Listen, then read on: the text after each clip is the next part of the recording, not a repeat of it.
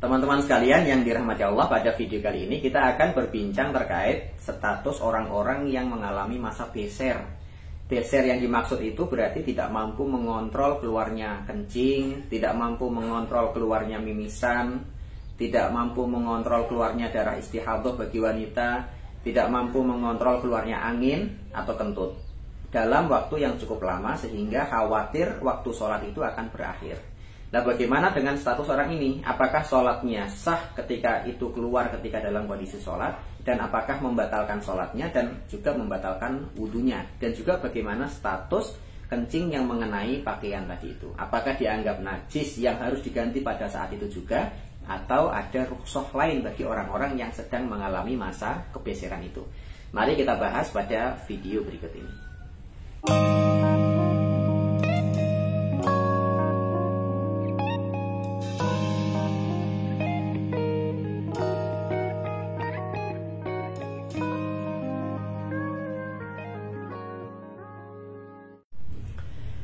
Bismillahirrahmanirrahim. Assalamualaikum warahmatullahi wabarakatuh. Alhamdulillahirabbil alamin, hamdan wa syukranillah. Teman-teman sekalian yang dirahmati Allah Subhanahu wa taala, masih dengan saya Ahmad Hilmi di channel Mas Hilmi Ngaji Fikih. Teman-teman sekalian, pada video kali ini kita akan membahas tentang status orang yang sedang beser atau sesuatu yang keluar dari tubuh kita tanpa kontrol, baik berupa air kencing yang tidak terkontrol keluarnya, atau mimisan, atau keluarnya darah istihadah bagi wanita, atau juga tidak bisa mengontrol kentut atau angin. Nah, apakah orang-orang yang sedang mengalami masa kebeseran itu mendapatkan pengecualian dari sisi ibadah dan kenajisan, ataukah dia diperlakukan sama sebagaimana orang normal? Nah, teman-teman sekalian, dalam bahasa fikih, orang yang mengalami masa beser tadi disebut salis, dan kondisi beser itu disebut salas. Maka ada yang menyebutkan shahibus salas, itu berarti orang yang sedang mengalami masa beser.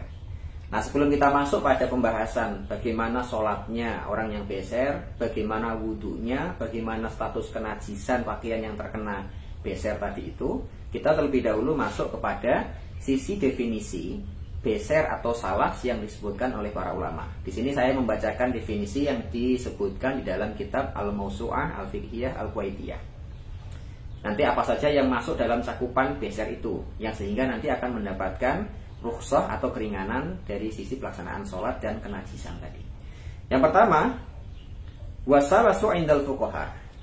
Maksudnya yang dimaksud sebagai kebeseran atau salas dari sisi pemahaman ulama atau definisi ulama adalah istirsalul kharij, keluarnya sesuatu dari dalam tubuh kita bidun ikhtiarin, tanpa adanya ikhtiar. Itu maksudnya tanpa adanya kontrol, tanpa adanya keinginan, tanpa adanya pilihan, pokoknya keluar sendiri gitu. Min baulin aw madhiyin, baik itu berupa keluarnya kencing, atau keluarnya madhi, atau keluarnya mani, atau keluarnya wadi, au ghaitin aw rihin, atau keluarnya BAB, atau juga keluarnya angin tentu gitu. Lebih jelas lagi, lebih global lagi disebutkan waqad yutlaqu as-salasu 'alal kharij nafsihi. Jadi segala sesuatu yang keluar tanpa adanya kontrol, itu juga nanti bisa termasuk mimisan, termasuk istihadah bagi wanita, itu masuk dalam definisi salas, atau pemiliknya atau orang yang mengalami disebut shahibus salas atau salis gitu. Baik teman-teman sekalian yang dirahmati Allah, yang akan kita bahas pertama kali ini adalah tentang kenajisan. Sesuatu yang keluar tadi, terutama untuk kencing, untuk darah istihadah, untuk BAB, dan untuk orang yang mimisan. Itu semua benda yang kita sebutkan ini adalah keluar dalam kondisi dianggap benda najis. Nah, bagaimana kalau mengenai pakaian gitu? Nah, teman-teman sekalian, benda-benda tadi itu tetap dianggap najis walaupun kita dalam kondisi itu. Hanya saja najisnya dianggap dimaafkan gitu. Utamanya kalau orang punya ritual mau sholat itu, yang sedang mengalami masa masa salas tadi itu atau kebeseran tadi itu, berarti dia ketika hendak sholat, dia yang pertama harus membersihkan area najis, utamanya di kemaluan dan dubur. Yang kedua, mengganti pakaian atau membersihkan pakaian yang disinyalir terkena najis. Kemudian dia berwudu dan melaksanakan sholat atau persiapan melaksanakan sholat. Nah, kalau keluarnya najis-najis yang kita sebutkan tadi dalam rentang waktu orang sudah beres-beres, sudah siap melaksanakan sholat sunnah dan sholat wajib, kemudian dia keluar, maka itu yang dianggap sebagai najis yang termaafkan. Hal ini sebagaimana juga disebutkan dalam kitab Al-Fatawi Al-Kubra yang disampaikan oleh Al-Imam Ibnu Hajar Al-Haythami. Ini menukil pendapatnya mengambil pendapatnya Imam Ibnul Aimad. Beliau mengatakan apa? Qala Ibnul Aimad wa yu'fa an qalili salasil baul fi thawbi wal isabah. Jadi ada permaafan sesuatu yang keluar sifatnya nggak terlalu banyak, hanya mungkin cerit gitu kalau kencing ya, jadi cuma keluar sedikit saja, yang mengenai pakaian dan atau mungkin penyeka seperti pembalut, itu dimaafkan. Binisbati litilka as-shalah khasatan, hanya saja itu dikhususkan untuk sholat yang sedang dimaksudkan tadi itu. Mamanya kita persiapan melaksanakan sholat asar.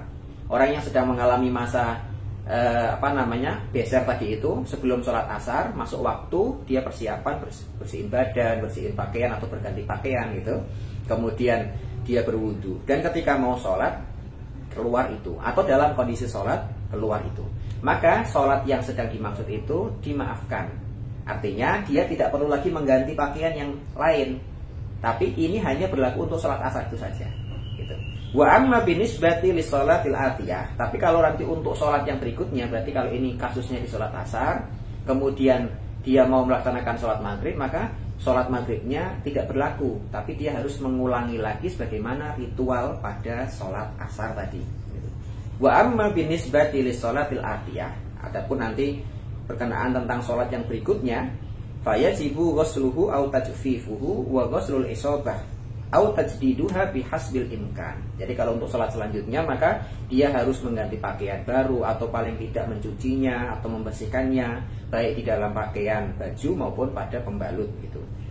Bihasbil imkan itu menurut sebagaimana kemampuan masing-masing gitu. Nanti kalau diganti yang baru jauh lebih bagus tentu saja. Tapi teman-teman sekalian, berarti kalau ada orang sedang mengalami masa yang kita sebutkan tadi, maka itu dimaafkan khusus untuk sholat itu saja, tapi tidak berlaku untuk sholat berikutnya. Nah, nanti di sini terjadi perbedaan pendapat ulama pada dua hal minimalnya. Ada ulama yang berpendapat itu hanya berlaku untuk satu kali sholat dalam waktu tertentu. Makanya tadi kalau kita nyebutkannya adalah asar, berarti hanya berlaku untuk sholat asar saja. Kalau itu hanya berlaku di kasusnya terjadi pada sholat duhur, berarti hanya berlaku di sholat duhur saja gitu. Tapi juga ada yang menyebutkan rukhsah ini berlaku untuk satu kali waktu sholat, walaupun sholat yang dilakukan dua jamak. Mamanya ini terjadi pada sholat duhur mamanya. Berarti sholat ini kan waktunya sholat duhur, berarti sholat duhur boleh dijamak dengan sholat asar sekaligus. Ini dua sholat yang dilakukan pada masa waktu duhur gitu. Dan ini tentu yang pendapat yang paling mudah lah dilakukan gitu. Tapi kalau sudah berlalu waktu sholat duhur, masuk sholat asar lah, sholat asarnya itulah yang perlu diganti lagi dengan ritual yang sama, bersih-bersih badan, menghilangkan najis, kalau perlu berganti pakaian atau membersihkan pakaian, baru kemudian wudu dan melaksanakan sholat. Maka sekali lagi, kekhususan pemberlakuan kenajisan dalam sholat dan persiapan untuk sholat bagi orang yang sedang mengalami masa salis tadi itu, atau kondisi kebeseran tadi, maka sholat yang sedang dia hadapi itu dianggap mendapatkan rukhsah. Berarti ketika dia hendak sholat tapi sudah bersih-bersih badan, sudah wudu, kemudian dia mengalami masa itu, maka keluarnya sesuatu tadi itu tidak menjadikan wudunya batal, tidak menjadikan sholatnya batal, bahkan wajib dilanjutkan saja.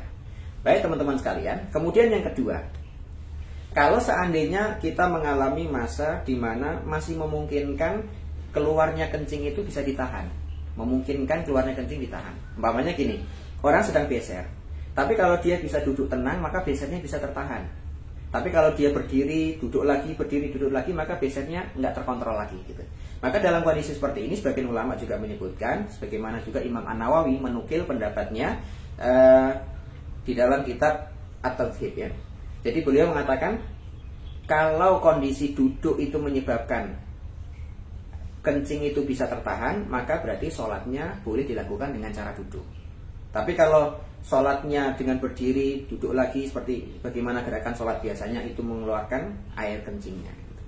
Imam Nawawi di dalam kitab Raudhah At-Talibin beliau menyebutkan wa qala shahibut tahdzib law kana salisul baul bihaitsu law shalla qa'iman sala bauluhu.